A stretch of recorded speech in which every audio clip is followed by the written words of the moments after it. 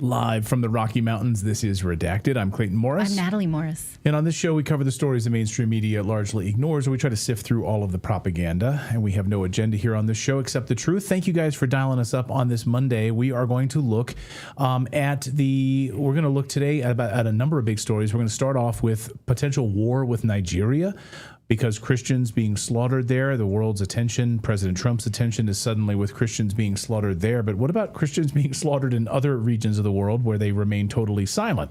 It's very interesting. We're going to discuss that. We're going to discuss the money, following the money at Turning Point USA, because, again, the explanation for Charlie Kirk's death continues to not add up. And we're looking at people who may have had some dirt on their hands behind him. So, motive, right? I mean, like money is a big motive in a lot of murders, right? So is money at the heart of this? We're also going to look at Pat Buchanan, because he had his 87th birthday over the weekend. He has been trending because a lot of times, we think that this America First movement is nascent. It's not. Him, Ron Paul, there's been people who have been saying this for a long time. We're going to look at his legacy because I think it's worth looking at.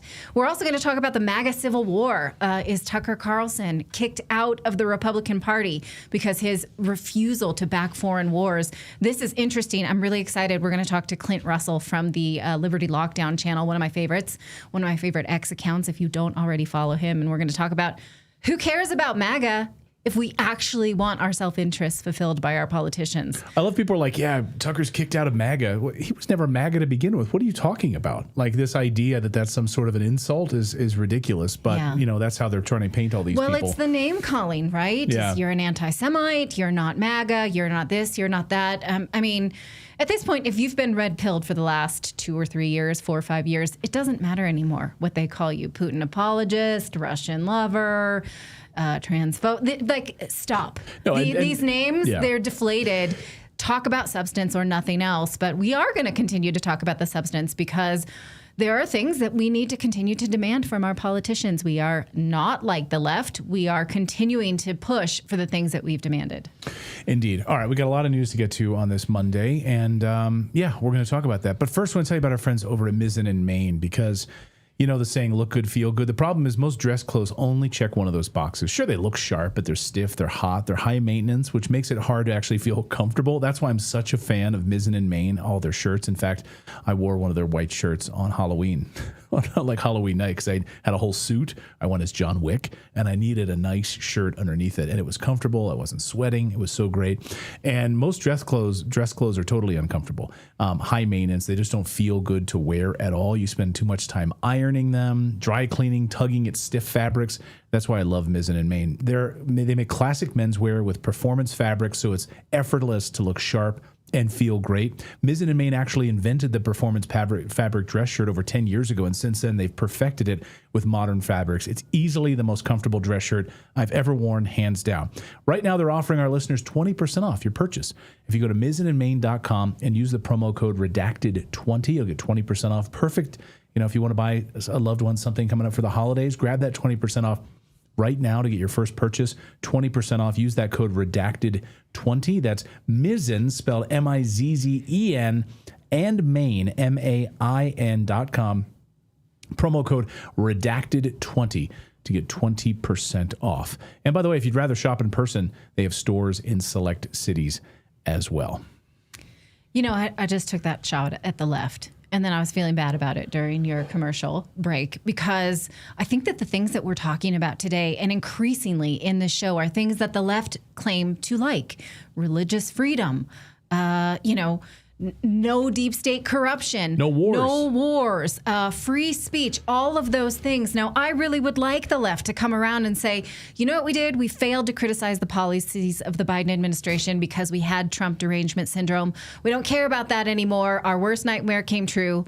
Trump is a president. We still want those things. We should be able to coalesce around that. And so the left, it's not too late to stop being elitist and hateful and join the very moderate positions of independence. And so I didn't want to just take that hit as if I think that the right can solve problems. Clearly they can't. We're 10 months into the Trump administration. They haven't done SH. Go ahead. Sorry, I did appreciate a Reddit. I saw like a Reddit headline. It was like the Democrats are bracing for life without Nancy Pelosi, you know, like her stepping down or something like that. And the very top comment in that was like, I'm a Democrat. I'm not bracing for anything. We need these people to go. There we go. And I was like, yep, there you go. You know, I don't have a lot of faith in the left to think independently, but maybe. These are centrist positions that we're talking about, protecting our families and our communities. So join us. We're not hateful. Maybe they will. How many people from the left are here? Like zero. Maybe. I mean, there were a lot of anti-war, you know, in the era of Bill Clinton. It's like, hey, smaller government. Wait a minute, we're going to cut all these defense spending. We're going to do all of that. We're going to actually put things in a lockbox. Remember Al Gore telling us about our lockbox because we're going to balance the budget. Yeah. We're going to stop these foreign wars. Right. It's a long time ago. Well, speaking of foreign wars, are we going to bomb Nigeria now? President Trump posting this on social media a short time ago. If the Nigerian government continues to allow the killing of Christians, the USA will immediately stop all aid and assistance to Nigeria. May very well go into that now disgraced country guns ablazing to completely wipe out the Islamic terrorists who are committing these horrible atrocities. I'm hereby instructing the Department of War to prepare for possible action. If we attack, it'll be fast, vicious, and sweet, just like the terrorist thugs are cherished Christians, warning the Nigerian government better move fast. So he's warning them that if Christians continue to be killed, the U.S. will immediately stop aid and assistance to Nigeria and may very well go into that now disgraced country guns ablazing. Pete Hegseth, the Secretary of War, said, yes, sir, the killing of innocent Christians in Nigeria and anywhere must end immediately. The Department of War is preparing for action. Either the Nigerian government protects Christians or we will kill the Islamic terrorists who are committing these horrible atrocities. Now, he says that he directed the Secretary of War to prepare for an attack, and Secretary Hegseth confirmed that that's moving forward. The Nigerian government rejected this threat. Are Christians actually at risk in Nigeria? Yeah, they are. The scale of violence against Christians there has been widely documented. By the way, many, many Muslims are also being slaughtered by the same group of Fulani Muslim herders have not only been attacking Christians, they've been attacking Muslims. Christians in the north, Muslims in the south. But Christians are also under threat elsewhere, and there's been total silence from so-called MAGA. This summer, ISL claimed responsibility for a horrific church attack in Eastern Democratic Republic of Congo. Christians have been slaughtered in Syria and in Gaza. Why then this sudden, singular focus on Nigeria? We're going to send in troops. We're going to bomb the hell out of you. Why isn't the same energy being applied to places like Congo, like the Gaza Strip, like Syria? Could be due to Nigeria's cozy economic relationship with China, perhaps. Who knows? Maybe very similar to what's going on in Venezuela right now. Are we watching selective outrage play out on a global scale? Well, John Heers is the founder of First Things Foundation, and he's been watching this closely. He has traveled the world to really spread Christian faith, and is watching this unfold in real time. John, great to have you on the show. Clayton, Natalie, I'm very happy to be here, and it's crazy what's going on. And as a lover of West Africa, it's not what you think it is. That's what's happening. Well, maybe you can unpack that. So what do we think it is, or not us, but how are they putting this out there, covering this up, and then what is the truth here? Look, it's Machiavellian politics demands that you demonstrate authority and that you acquire power. And this is all it's about. The Christian words get used from time to time in order to make sense of the electorate and who's going to vote for whom. But when you're in West Africa, there's a quilt of Muslims and Christians living together in various places.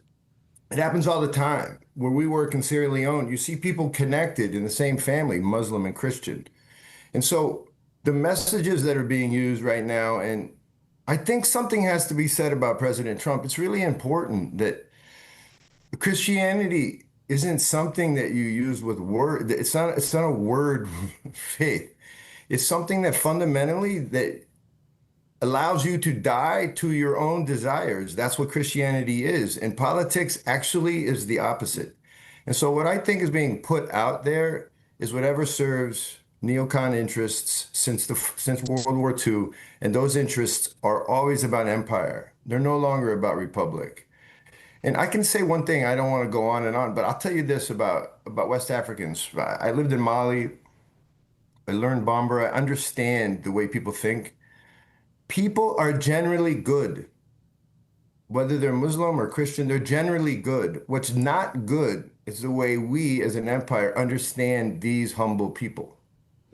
Well, Very, sure. very vicious the way we approach just very ancient communities who are really just trying to figure out how to manage themselves within the global economy, which is an economy for the enlightened wealthy. So I could go on, but I'm happy to be here and I don't want to ruin my, I want to be able to come back. Well, what we want from you is an explanation of what we don't understand. And we don't want to come at this from a political explanation of a country that is saying we will use the Bible to kill. I think most of us, if you've read the Bible, you know that we are not God. It's not on us to kill pretty much ever. You don't kill, right? Unless somebody is threatening you and you defend yourself. So here is an American politician saying people are killing Christians. We take it upon ourselves to kill those people. We are now God. I think we can pretty much reject that, even as we understand that there is violence against Christians in Africa. So maybe take that one thing at a time. What is the scale of violence against Christians? Right. And why is the United States picking just this one? So we're not on the ground, our work in Nigeria. So it's important that I don't say things I don't know. I will say this. We're on the ground in Sierra Leone, the very tail end of some of the most violent things there. And even then, what you have are pictures and live recordings of very violent things that are happening in pockets. And I can say that much like in Gaza, what Boko Haram is trying to do in that part of Nigeria is clean it up of potential power players who don't share worldviews. So the worldview here is really important. A Christian worldview is different than an Islamic worldview, but a Christian worldview is very close to a traditional Muslim worldview in the sense that they are not using violence, most Muslims, to create suffering. They will. And so I want to say that's really important. So I would say this to you, like in Gaza, the decisions that are being made are first about who has the power and how do they keep the power. And I don't think it's what we think it is. And I do, Clayton, you were talking about China. This is really important. In our work, we're on four different continents. I'd never, in Guatemala, Central, wherever we go, you find the Chinese at work building ports and infrastructure. Right. And wherever you see that, there's already been deals made for years about who's going to run that stuff. Oh, yeah. And I don't know the connection of China in Nigeria well enough to speak, but I would bet a lot of dough that that's going on. Well, to my understanding, and I'm nowhere near as intelligent on this subject as you are, but I know that Africa is the focus, is the absolute focus from Russia, from China right now. And so when you're making these power plays in Venezuela and Africa, you have the Wagner group of Russia in Africa, like all eyes on Africa right now. So when I hear that Christians are being attacked, like that's awful. However, I want to know the real story in the same way that I wanted to know why you just ignored all the Christians being attacked in Syria. Why did you ignore the Christians being attacked in Gaza? But now you're really focused on Nigeria all of a sudden, and we're going to bomb everyone. Well, I'm an Orthodox Christian, like many Palestinians, like many Syrians, many Russians, Ukrainians, and we get the inside baseball on this. My father was a priest in a Palestinian parish. I never was under any illusions about Israel and what happens to Christians in that part of the world. They're not Can killed. you explain that? What do you mean? Is that it was taught to you that Palestinian Christians are unsafe? So let's talk about unsafe for a second. They're unsafe in the sense that they're just as unwanted as the Muslim population in Palestine. Both share the same problem, is that they don't fully support the Zionist And I say Zionists, I'm not talking about individual people. The Zionist plan in the Middle East. That is not something that Orthodox Palestinian Christians care about. And since Israel has made its push in the last 40 years, Palestinian Christians have left. And they've died in numbers during this particular push. And so we hear about all this. Orthodox Christians hear about all this. We know.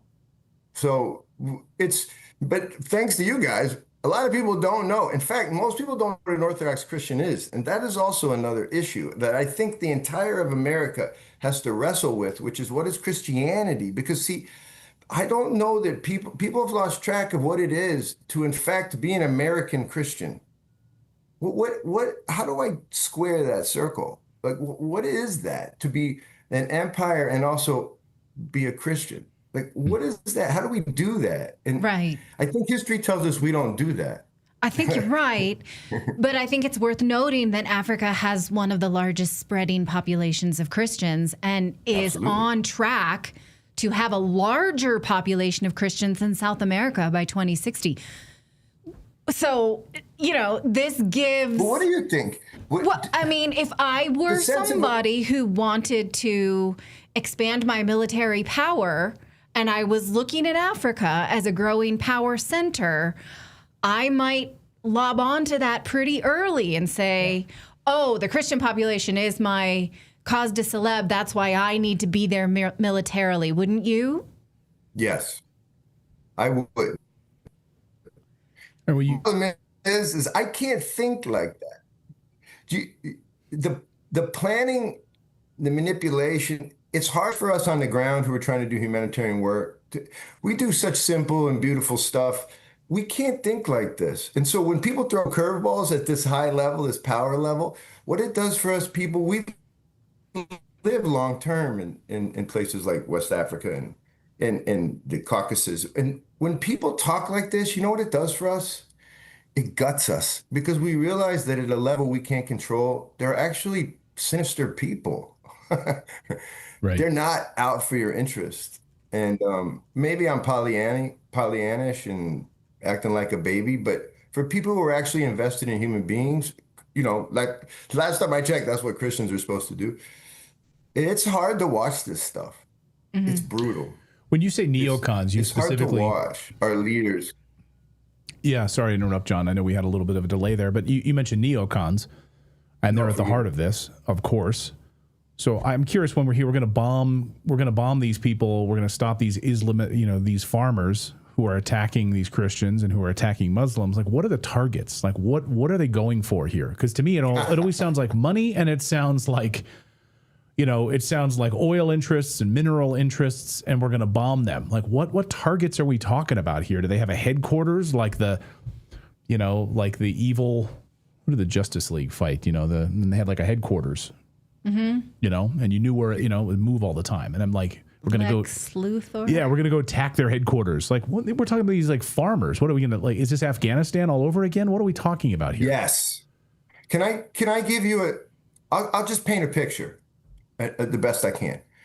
So there's going to be a military base somewhere out there. There was actually, and it was destroyed recently. But the military base it's going to look more like a YMCA. If you and I went there, you'd be like a YMCA with some soldiers.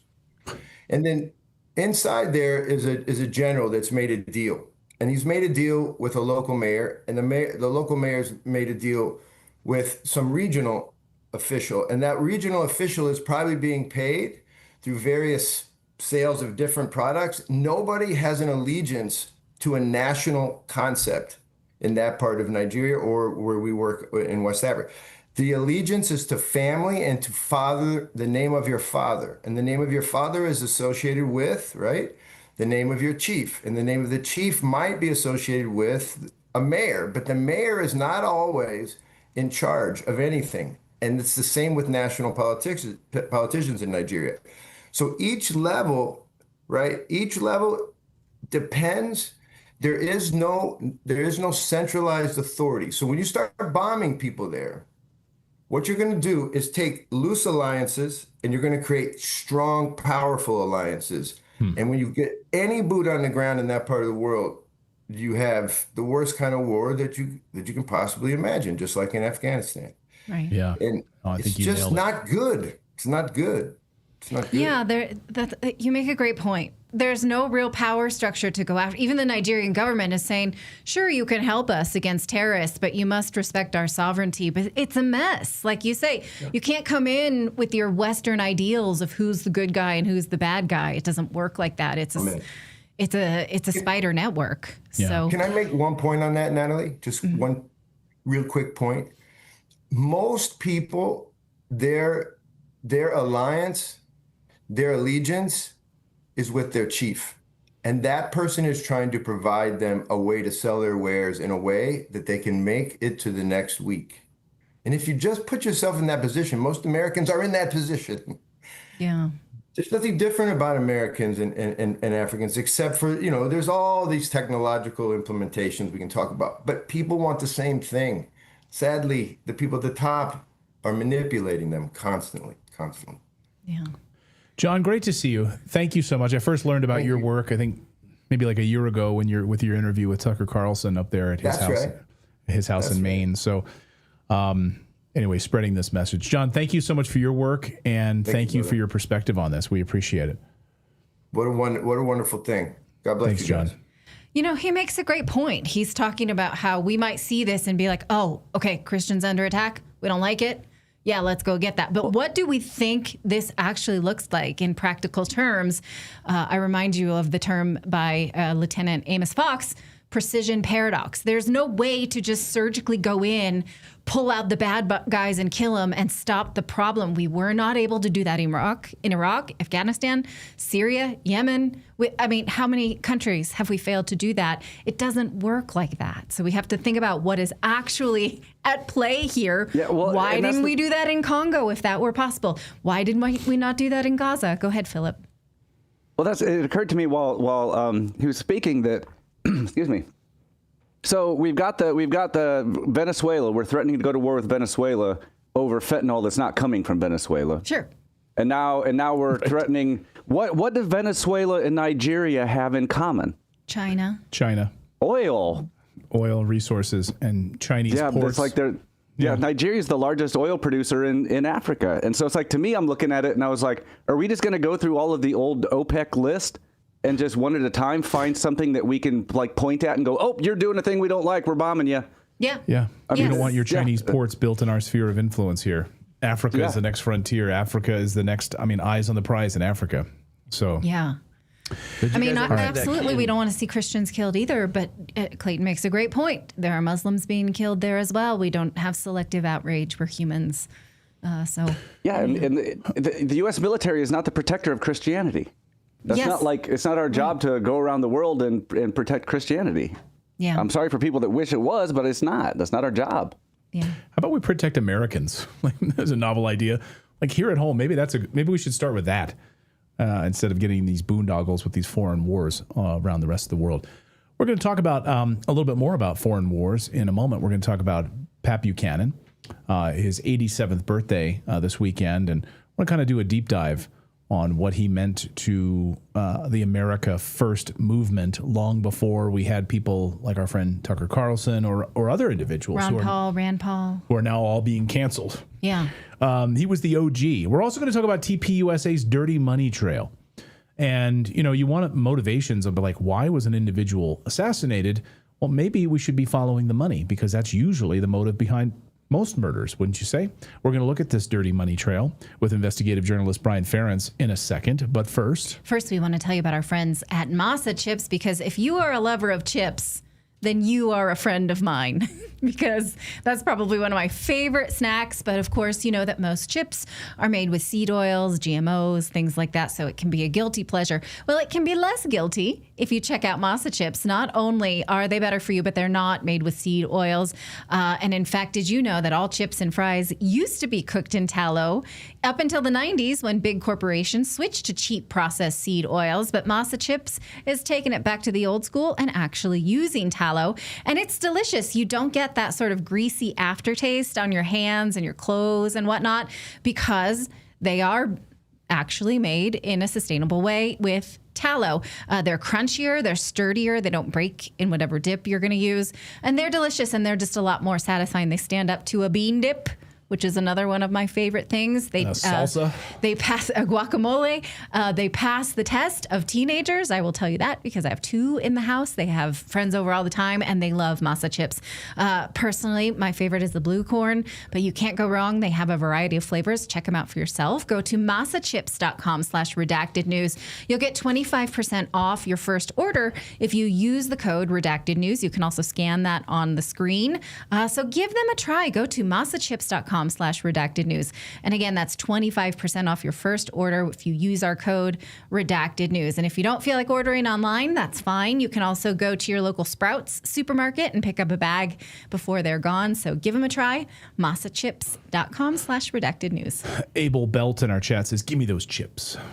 Give me those chips. You will not steal the chips from this household. All right, let's talk about this. Well, one of Charlie Kirk's last company-wide directives was to carry out a Doge-style audit at Turning Point USA. He confided that there were significant money problems, possible embezzlement, maybe fraud. He wanted to get to the bottom of it. Why were they burning through cash so quickly? It seems odd. Here's the memo that he sent to staff just 8 days before he was assassinated on September 2nd. He wrote this. And he lays out in this memo his plans for the audit. He tasked his new COO, Justin Stariff, with assembling a team to boost efficiency, cut costs, align metrics, reshape the company culture. Insiders knew that what was going on, and they said that Charlie was concerned about how they were burning through so much cash so quickly. Where was all this money coming from? And by the way, where was it all going? Was it being spent on vendors, like ridiculous amounts for vendors at different live events? Like, where was all this money going? Then right after his death, investigative journalist Brian Ferentz, right after his death, Brian Ferentz wrote this. Investigative journalist Brian Ferentz said, maybe we should be transparent about the TP USA donor list, what foreign countries they represent, where the money went, and why Tyler Boyer canceled the Doge-style audit and culture change Charlie Kirk ordered as his last wishes. Yeah, why would Tyler Boyer cancel Charlie's final big wish? Like a big company-wide directive. It's kind of odd, isn't it? To audit all of this funny money, wouldn't you want to get to the bottom of that? It's not just investigative journalists like Brian asking these questions. Now dozens of longtime TPUSA donors are asking and saying the very same thing. They've been making public statements about it online. They're pulling their donations because they smell something funny going on here, and they want answers. They want answers about Charlie's death. They want answers about the money, where it was going, where it was coming from, all of that. Journalist Brian Ferentz is back on the show, and it's great to have you back, Brian. Thank you. Man, you've really ruffled some feathers. You're killing it, guy. Over there, man. I love it. Trying to get answers about where all this money is going. Like, people don't want to, Brian, don't ask these questions. Like, you're digging in too deep here. When did you start smelling a rat? Thanks, Clayton and Natalie, again, for having me on the show.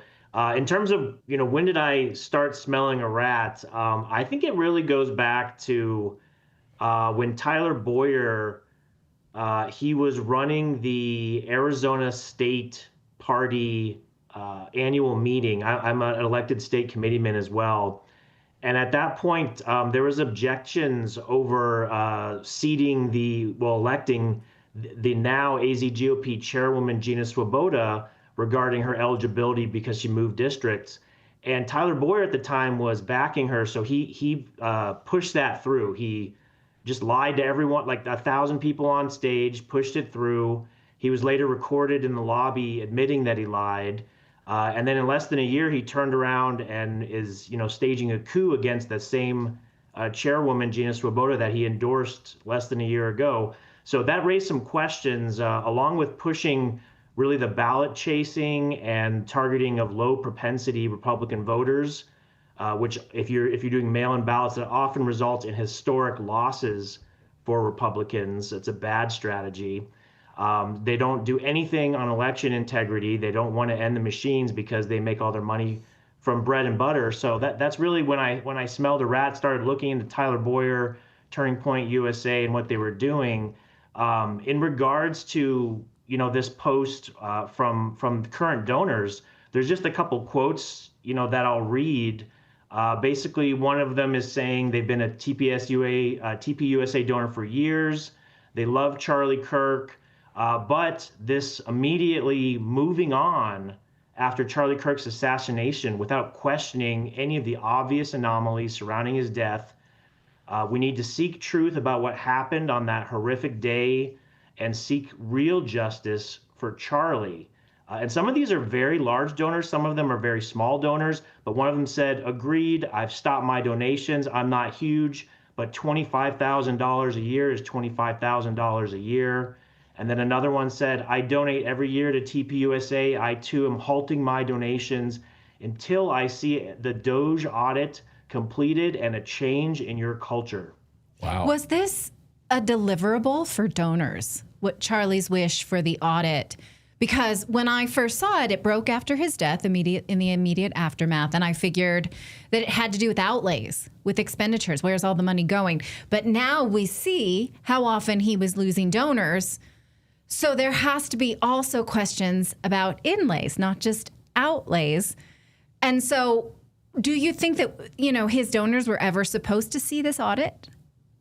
Well, that's a good question, and let me address a couple of things there. So I've written, again, on my X profile at Brian Ferentz 1, you can follow me, or brianferentz.com, but I've written a few things questioning these donors and some of the financial practices, because basically what Turning Point USA does is they're a 501c3, and if you look at where some of their funds have come from, they've had very large donations from other organizations, NGOs typically, which received USAID funding. Oh. So there was a post and they dispute, we never received any USAID funding. Well, not directly, but you were one donation away from these NGOs that received millions or hundreds of thousands, and then they turned right around and donated hundreds of thousands to Turning Point USA. So that's one source of the funding, is USAID. Which has been identified as fraudulent and misuse of taxpayer money. There's a lot of yes. Also, they fund the drug trade, have been for years in Asia. So okay, go on. Exactly. And then there's a lot of talk that a lot of these donations, again because they hide their donors, are coming from maybe AIPAC, maybe directly from Israel. I mean, there was a lot of commentary from Netanyahu's government saying, they were making donations to TPUSA or had discussions about donations with Charlie Kirk. So I think there is evidence that TPUSA was directly taking foreign donations in the past. Charlie wanted to stop that.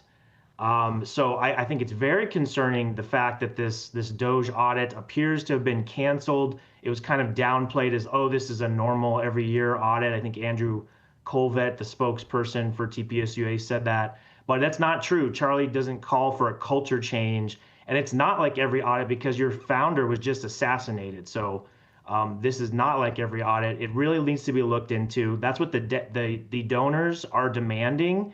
And they're saying as soon as they went public with that, they started being hounded by Turning Point USA employees and their little shills that they have online.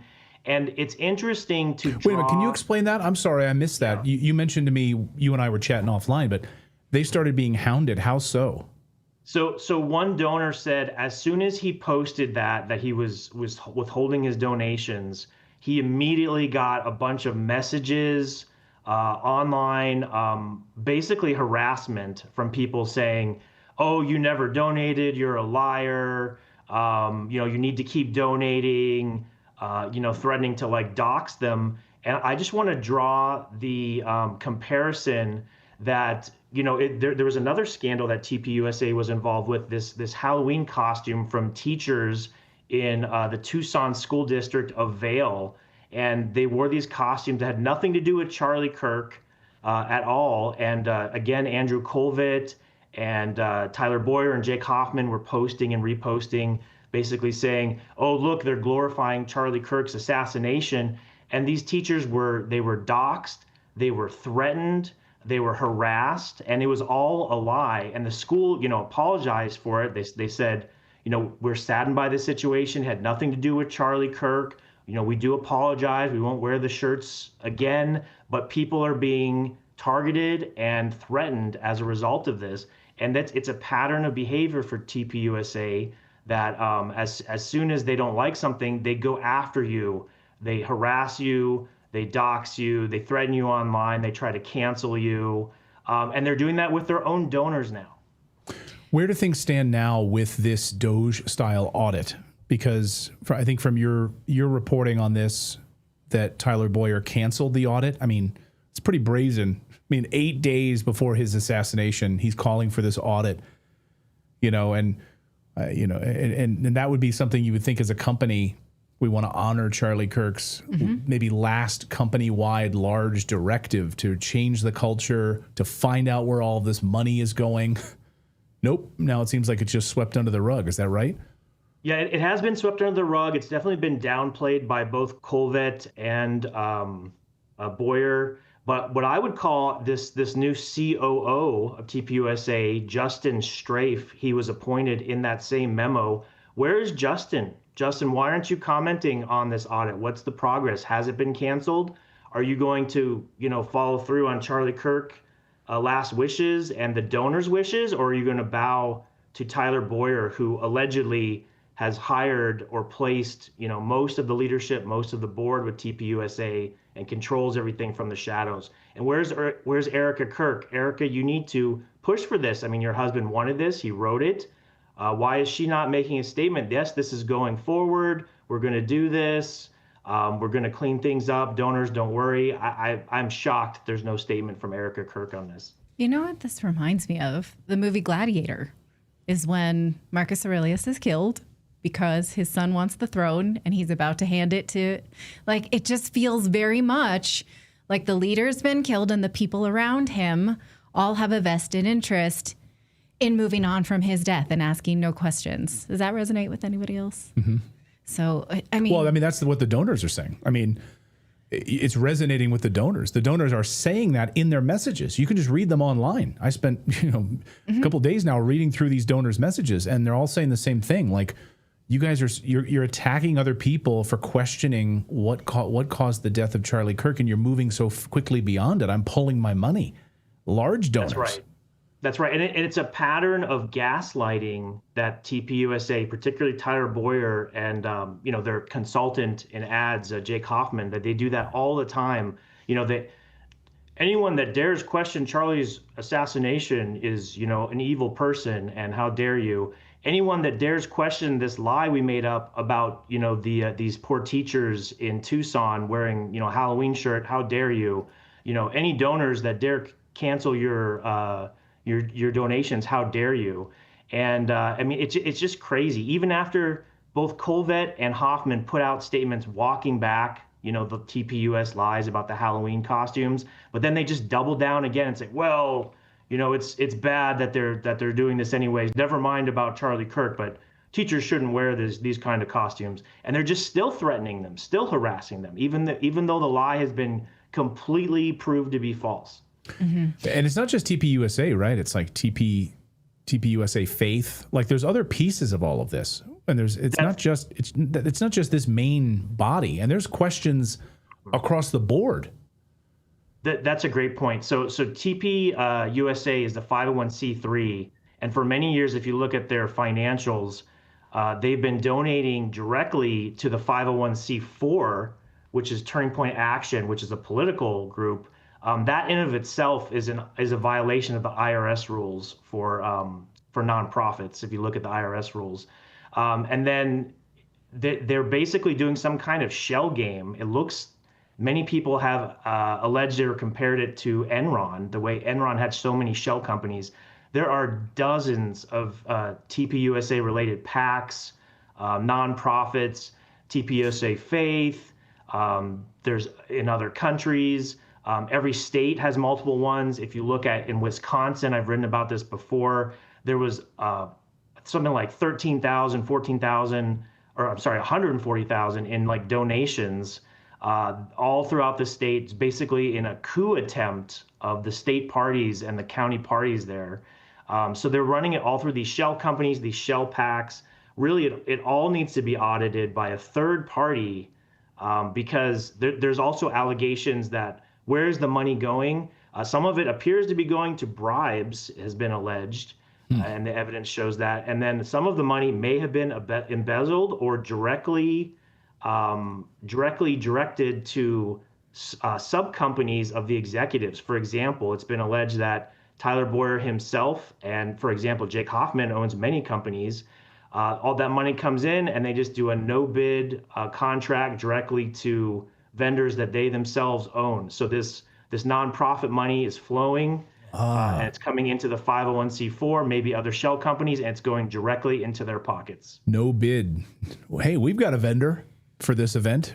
Don't have to bid it out at all. It'll just flow right into our, very interesting.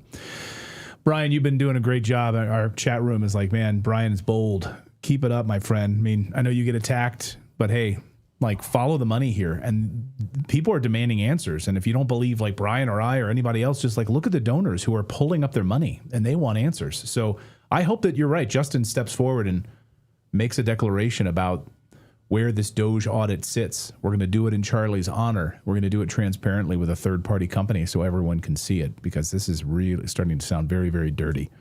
Brian, thank you so much for your great work. You can follow Brian on X and where he writes and does some great work. Thank you, Brian. Thank you very much. Have a good day. You too. Appreciate it. Wow. Yes. Oh, man, it just gets dirtier and dirtier. Yeah, it would seem. All right. Well, we're not done here. There's still more news to talk about. We're going to talk about how Pat Buchanan was right, what this America First movement was always supposed to be, how Pat Buchanan is one of the founders of it, how we can honor him still. And then we're going to talk about the MAGA Civil War that is happening, people trying to cancel those who are holding our leaders to account for dragging us into foreign wars, and they're being smeared. We're not here for that. We're going to talk to Clint Russell about this from the Liberty Lockdown. He had a fantastic YouTube over the weekend, YouTube post about it. It was basically a manifesto saying, who cares about the movement? We care about the things that the movement told us it represented. We still care about that. We don't care about the headlines. We don't care about the neon sign. Let's burn that down and continue to demand the things that we have always thought that our vote was for. So we'll talk about that in a second. But first, we want to tell you about our friends over at Lear Capital, because we all know the cost of war. It's a theft from the working class. Cities leveled, families shattered, lives lost, and also the value of the dollar goes down because the government borrows from us in order to take lives abroad. That's what's not being said out loud, though, is that it can also wipe out your financial future. Right now, of course, the U.S. is on a dangerous path. Record spending continues. The U.S. debt continues, even with the government shutdown. There's no stopping that. And now we're looking for war with Nigeria, Venezuela, as well as the usual suspects, Ukraine, Russia, Iran. The list just keeps going, and it's brutally expensive. This is not a scare tactic. It's a wake-up call. It's what you need to be watching. Again, the devaluation of the U.S. dollar, the rising debt, but gold and silver continue to hold their value as this continues because they are true assets. And in fact, Goldman Sachs is predicting that gold could hit $4,500 an ounce, and it's close. It continues to go up. Goldman Sachs was predicting that by 2026. Seems like that will hold true because smart money is moving. And in fact, billionaires and central banks are also investing in these tangible assets. We started doing this years ago. If you had done it when we told you to start, you'd be so happy that you did. But it really is not too late because these things are going to continue to hold value like the U.S. dollar will not. So let Lear teach you about this. Go on over to LearRedacted.com. You can get your free guide. You also can have a conversation, and I can tell you that they will talk to you as long as you have questions and put your mind at ease. They will teach you all the asset classes within metals. They can help you decide what you've got to work with and how you can get started. It really is a personal assessment. So call them at 800-613-3557 or go to LearRedacted.com. You can also get up to $15,000 in free bonus metals with a qualified purchase. So one more time, call them 800-613-3557 or go to LearRedacted.com. No one's going to protect your money, but you do it now before the next crisis hits. Well, we're here. I mean, it's hitting. So do it now while we're in the crisis, before the crisis continues to get worse. LearRedacted.com. All right. Well, there is a massive coordinated attack happening right now. Lots of Israeli money being spent trying to sorry, let me just start this over again here. So, David, I need the mouse because I don't know what's going on there. So anyway, all right, let me start this over again. Well, there is a massive coordinated attack happening right now. Lots of Israeli money being spent trying to neutralize or cancel Tucker Carlson for being America First Christian. They're trying to silence Candace Owens for being a Christian and being America First. They've deplatformed Nick Fuentes for being an America First Christian. They've called us here at Redacted anti-Semites after we said we must stop funding the genocide in Gaza, stop sending our weapons and money there. We should take care of Americans first. That's what we said we would do. The neocon Israel First crowd was out in force reminding us all how vile they are, trying to cancel America First patriots who don't want our government run by foreign money. Watch. What do you mean we don't cancel people? We canceled David Duke. Donald Trump canceled David Duke. We canceled Pat Buchanan. We canceled the John Birch Society. We canceled Joseph Sobran. We canceled pornography on TV. We cancel stuff all the damn time. Hitler admirers, Stalin admirers, Jew haters, American haters, Churchill haters. You're damn right we're going to cancel them and deplatform them. It's called the market system. They don't have a lifetime job like a bureaucrat who we're going to protect.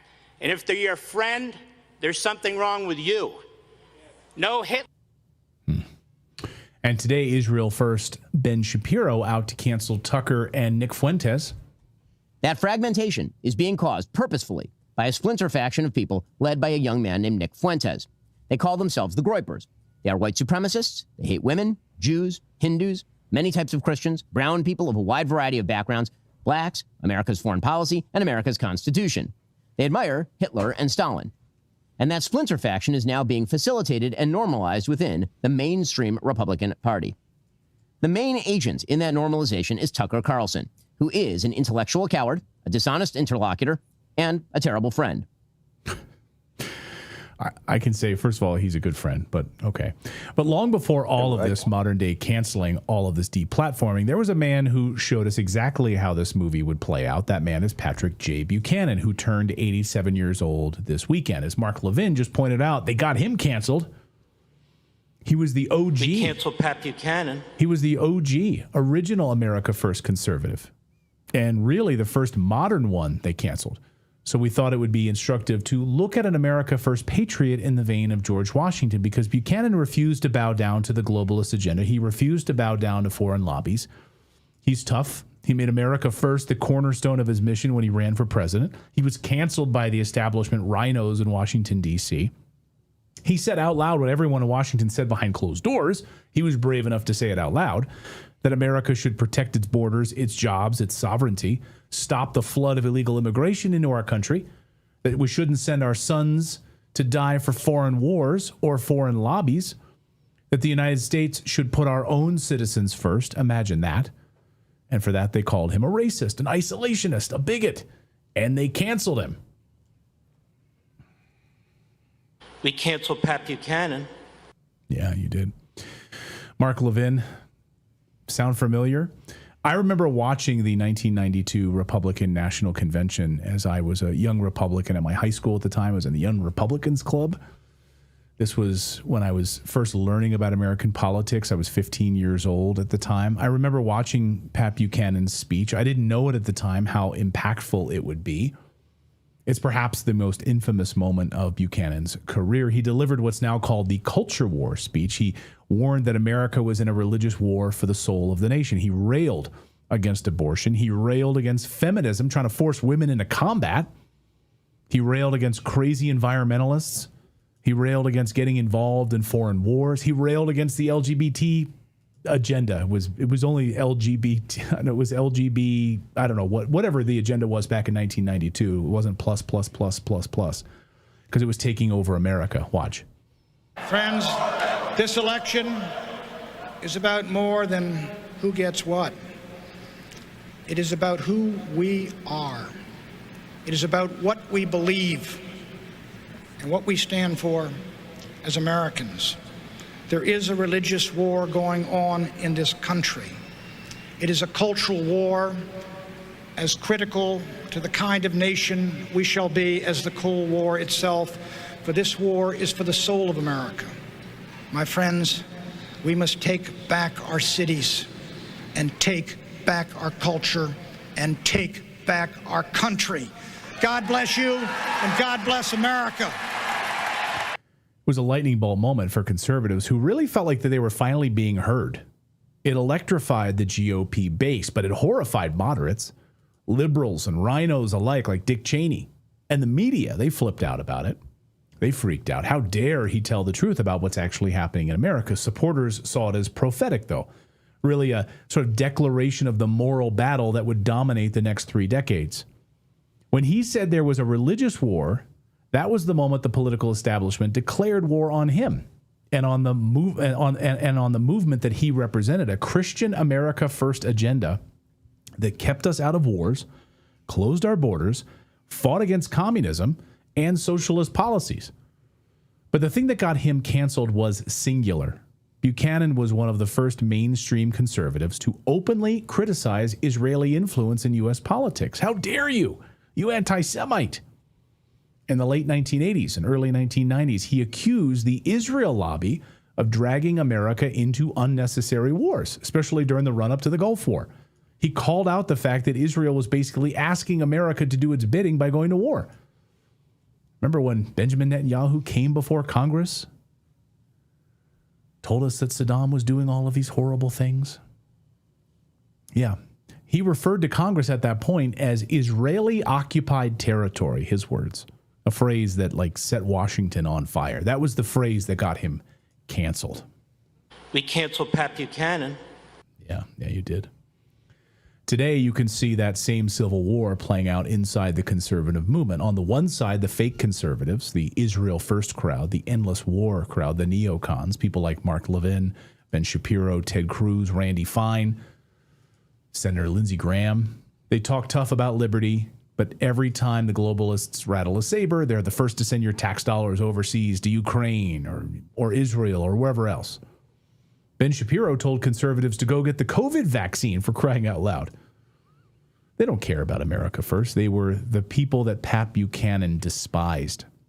On the other side of it, the real America First conservatives, people who believe in Washington's original vision of non-intervention, fair trade, national independence, that's the side Buchanan was on decades ago. That's the side we are on. That's the side that Tucker Carlson is on. That's the side Thomas Massey is on. That's the side Candace is on. That's the side Nick Fuentes is on. That's why they are under attack.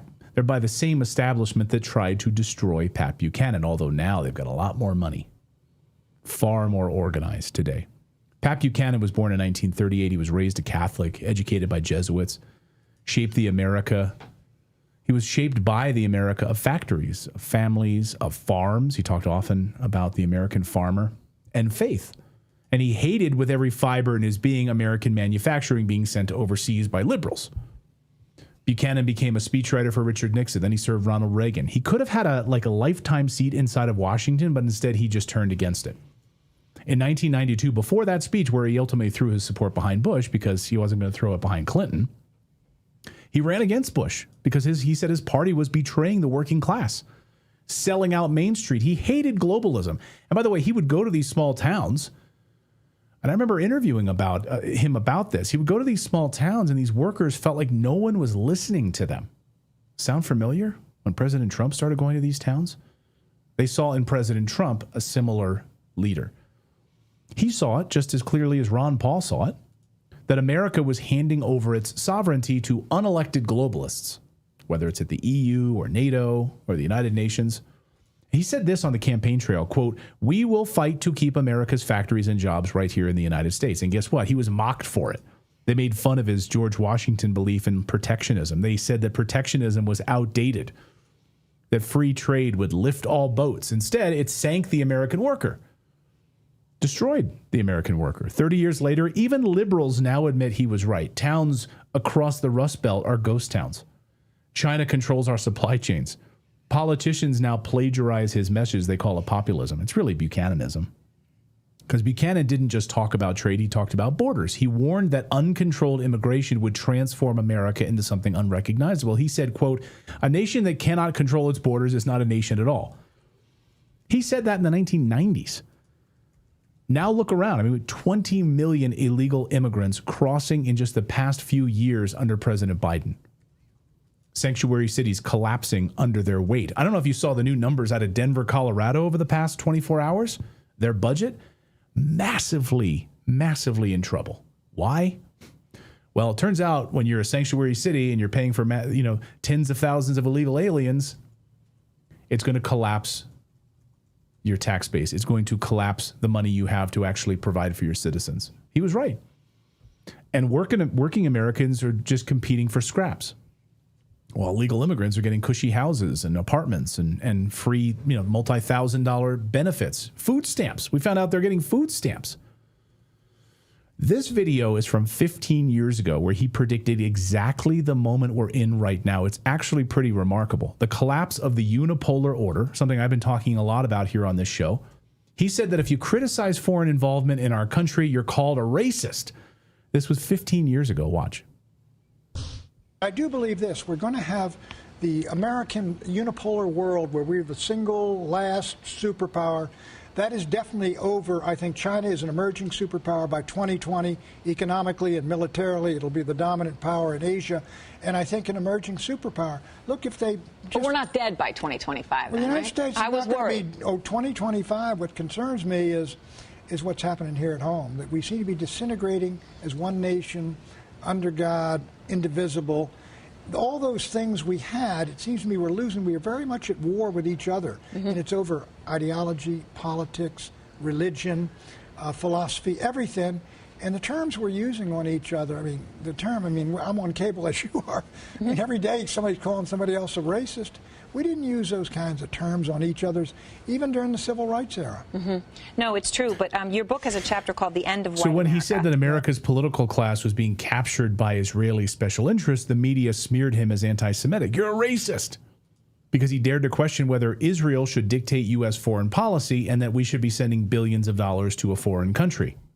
He said it plainly, quote, "Capitol Hill is Israeli-occupied territory." They vilified him for it. He wrote a now famous column back in July of 2008. Take a look at this. This was called "A Phony Crisis and a Real One." And Buchanan at the time argued correctly that Israel and its fifth column in Washington, D.C. are seeking to stampede us into war with Iran. I mean, think about that. Spot on. But the anti-American organization known as the ADL, which some people call a terrorist organization, the Anti-Defamation League, blasted him for it. Called him an anti-Semite. Over the line, Patrick Buchanan, you're over the line. They called him an anti-Semite. So Pat Buchanan's entire foreign policy was built on George Washington's farewell address. Beware of foreign entanglements. He warned against expanding NATO. He warned against the Gulf War. And he said, listen to this, he said meddling in Eastern Europe would eventually drag America into war with Russia. Proxy war in Ukraine, anyone? Quoting him from 1999, quote, "If you keep pushing NATO to Russia's borders, you will have a war in Eastern Europe," end quote. What's hilarious is that the same people who ignored him are now funding a bloody proxy war in Ukraine, right up to Russia's border. Lindsey Graham. Here are a few more. He called Iraq a huge mistake before it happened. He said America should not be the world's policeman. He was vilified by neocons like Dick Cheney and others, and Israelis, and the Israeli lobby. He warned that Hollywood and academia were engineering a cultural revolution that would tear down the very foundations of Western civilization. And that's exactly what happened. When you have Netflix pushing trans ideology on children. So when Trump ran in 2016, it wasn't a movement. It was Buchananism 2.0 all over again. Economic nationalism, border security, non-intervention, cultural traditionalism. Trump made it mainstream, but Pat Buchanan built that blueprint. He created really the first America First movement, and he was vilified for it. And like Tucker and Candace today, he was branded a heretic for daring to challenge the system. He didn't care. He believed that national patriotism was a duty. It wasn't a sin like Mark Levin believes it is. So happy birthday, Pat Buchanan. I've been lucky enough over the years to interview him, and I've always loved his courage. I didn't agree with all of it at the time. I was probably pretty uneducated, to be honest with you, and didn't appreciate it at the time.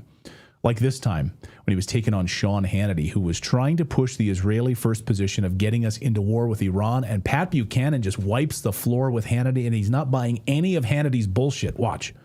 Fighting proxy wars, threatening Israel to annihilate them and the United States. You have no problem with that. Listen to the American head of intelligence.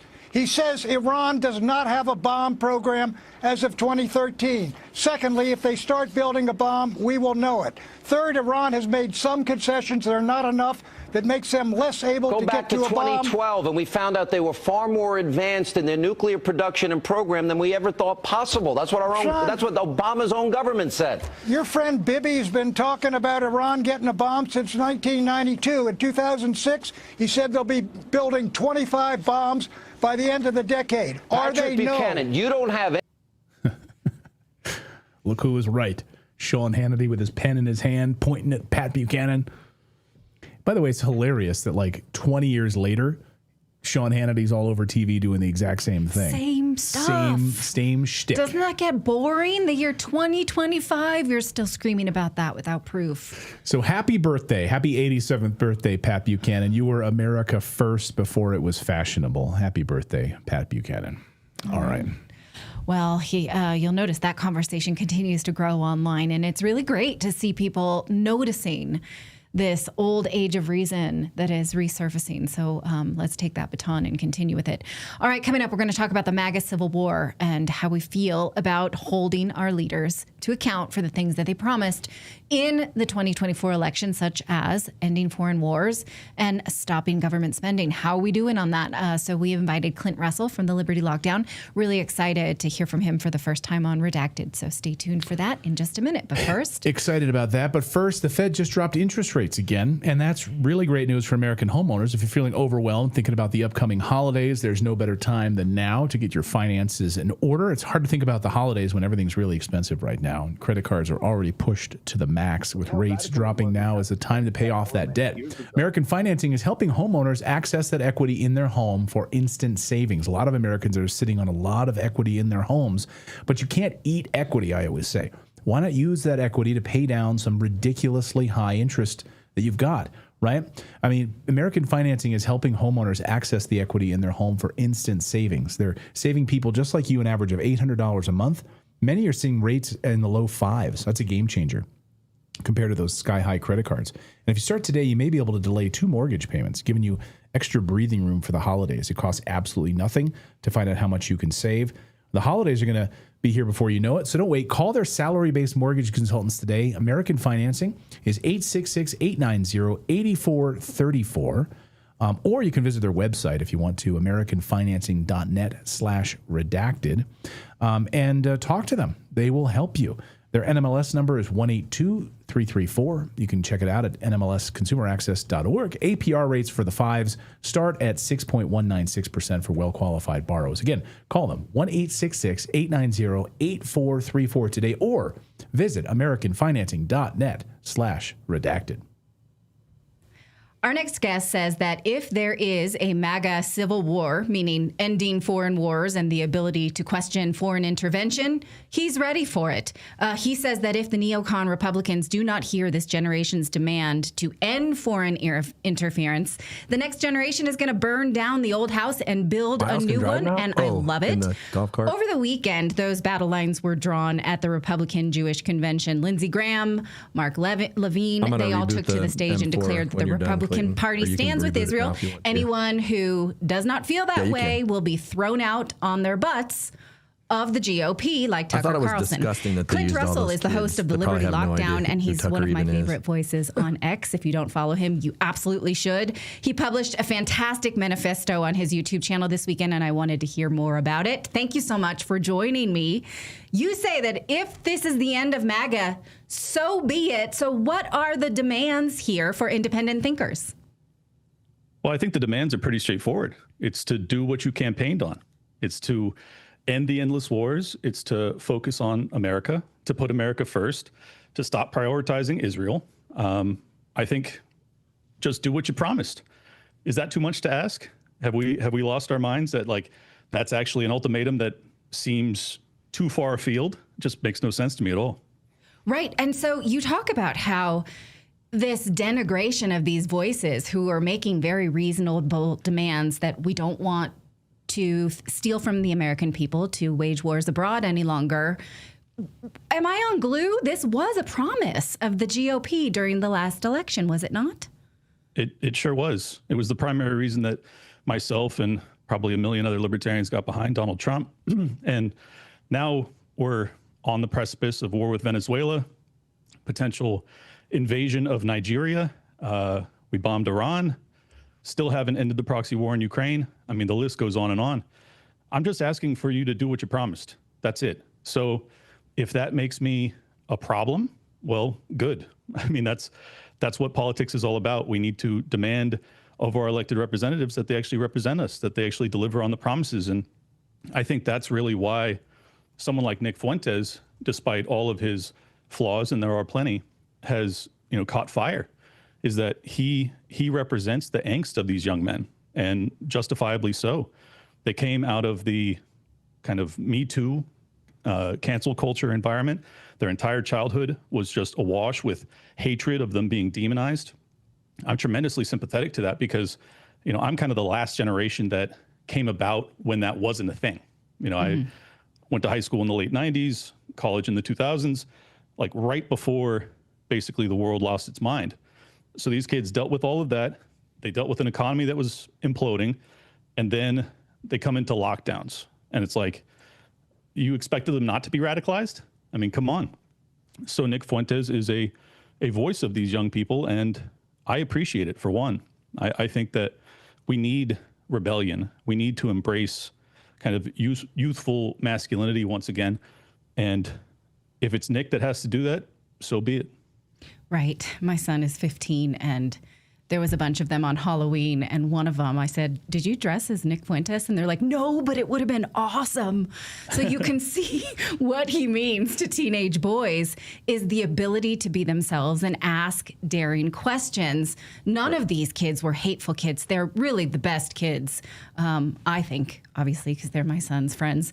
Now, the manipulation here, though, is that if you ask these questions and break apart the party, the other side will win. Most of us who are independents, we don't care about these tribal identities. We want something for our kids and for our lifestyle in the United States. What do you say to this? Like, don't you dare, break apart MAGA loyalty. Yeah, well, if we're going to go down the tribal or identitarian path, my only identity and my only tribe is America. So that's my demand.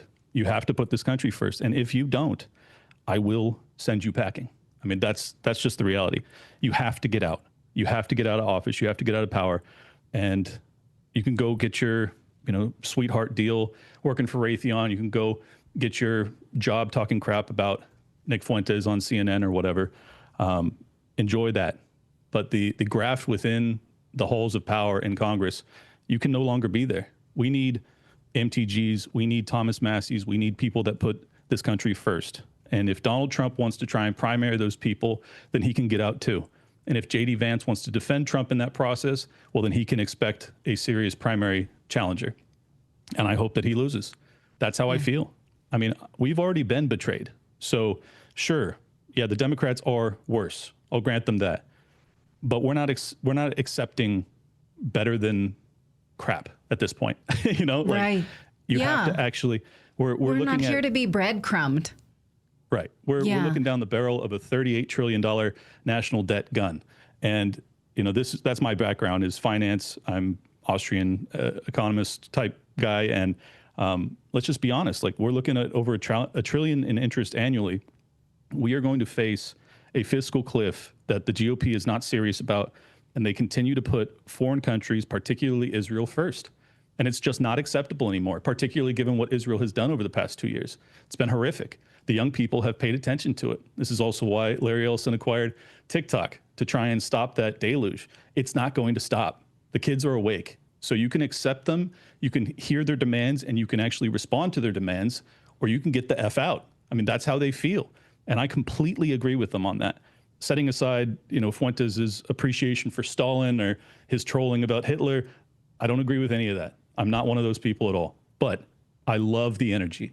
I love the fact that we have intelligent, engaged, testosterone-infused young men that want to get after it. That's what we need to save this country. Let's just be totally honest. Love women. Men win wars. We need men in this fight. Men have been subdued, they have been beaten down, and they are finally rising up. And I say, God bless. I think the Stalin bit and the Hitler bit, I appreciate that you're refusing to jump on this catnip because he said something that I don't understand why he feels that way. I felt that way about the Stalin part. I'm like, I don't get that. Right. But in my maybe 5 or so years of having the red pill, I am regularly proven wrong about figures that I thought I had an identity of. McCarthy is one of them. For sure. And so maybe there's something I don't know, and I can put that aside for now. I'm not going to play into the outrage and throw the baby out with the bathwater. That's how I feel about it, and I really appreciated your take on that. Is like, let's set that aside. Maybe we just... I haven't studied everything about Stalin, so okay, let's hold on that one. The rest of it is quite meaningful.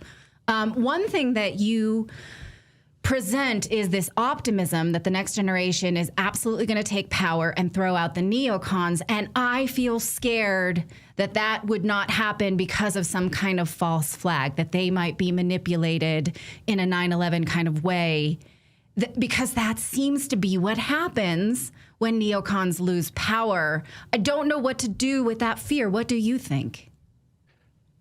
Call it out. I mean, do exactly what you're doing. This is my episode last night that dropped was all about how I'm deeply fearful for for Tucker Carlson, based off of what happened to Charlie Kirk. All of the same things that were happening to Charlie for the last 2 years, ever since he challenged what you're describing, which is a potential false flag.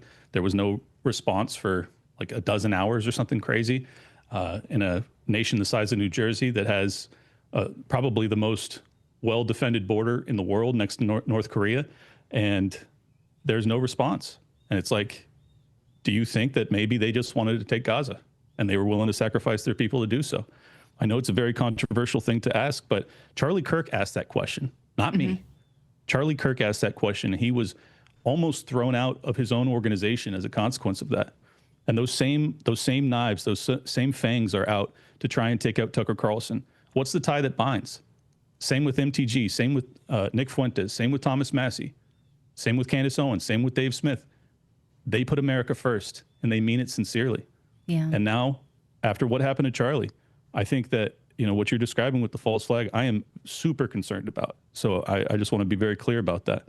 But I think really our best line of defense, because I don't trust the FBI, I don't trust the CIA, I don't trust my own government, is the handful of commentators out there that I do trust to tell the effing truth about it.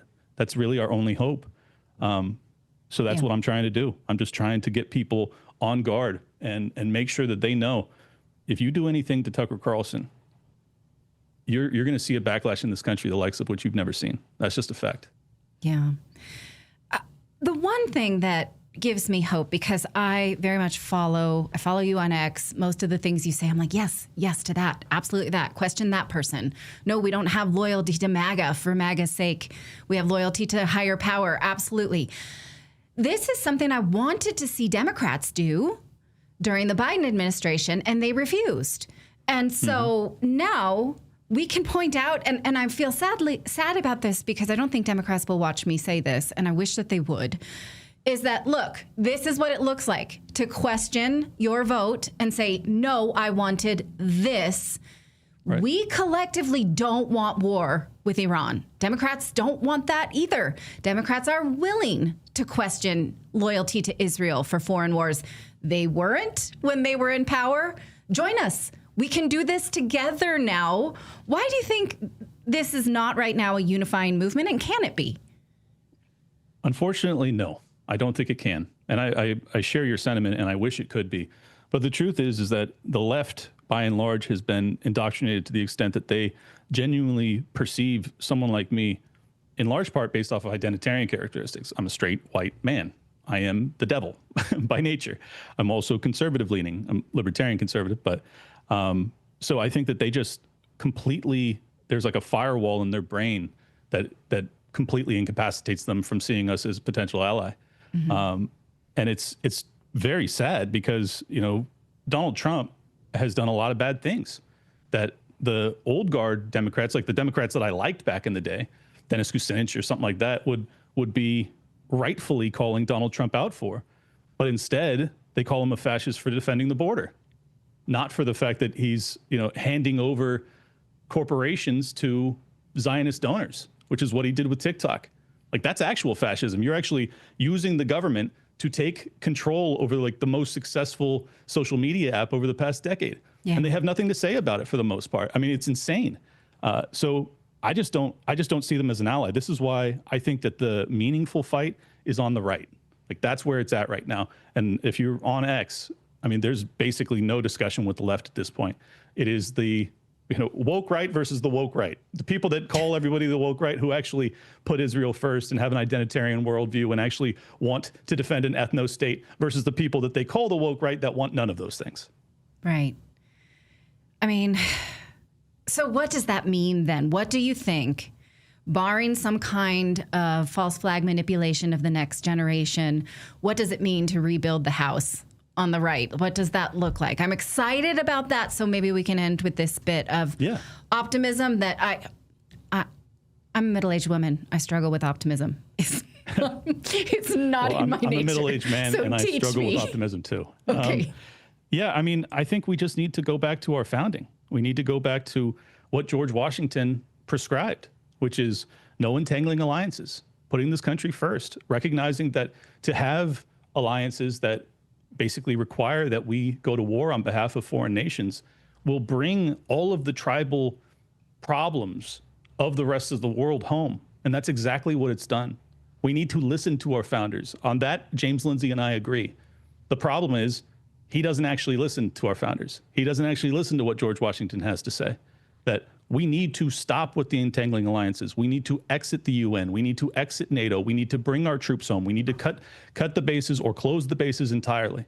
That's what we have to do. We have to stop trying to regime change in Venezuela or regime change in Iran or regime change in the rest of the Middle East or Russia, for that matter, the largest nuclear power on earth. We are risking, I mean, this is as existential as it gets, and nobody even talks about it. It's absolutely madness. That's how we rebuild this country. We embrace Pat Buchanan and Ron Paul. Those are the people who started the America First movement in my lifetime. We will see their vision brought to reality. That is my mission. I think that's what Nick Fuentes wants to do. I know that's what Dave Smith wants to do. Thomas Massey, MTG, Candace Owens, those are my people. I will fight with them, or I will fight for them, I should say, and I will defend them. That is unity under fire. That's how I feel about it right now. Yeah, it feels a little bit radical, but that's the moment that we're in right now. You have to be fired up. The one bit of optimism I have that maybe is a bit more natural is that we see collectively manipulation in a way we never have before. So the deep state has fewer shadows because there's so much light, because there's so much conversation. So that's why I was really excited to talk to you, because I think that your voice gets that. I think that you are an empowering voice for that. And so I want to stand next to you for that manifesto. So that's why I invited you on Redacted. Thank you so much for offering your time. I absolutely appreciate you guys. Continue to do the great work that you do, and let's make sure we get justice for Charlie Kirk. Let's do that. All right. Thank you so much. And thank you for watching Redacted today. We really appreciate you joining us. We are live every day, 4 p.m. Eastern on Rumble, on YouTube, on X, on all the platforms we are currently allowed, as long as they let us. Hey, we have a store, so please check it out. Head on over to redactedstore.com. You can check out all of our offerings. We've got some fun new stuff coming up as well. So signal to the world that you see what is redacted from you. You are a truth knower. You're a conspiracy knower. You can find hats, mugs, that kind of thing. We really appreciate it. So thank you for supporting independent journalism. We'll see you here tomorrow, everybody.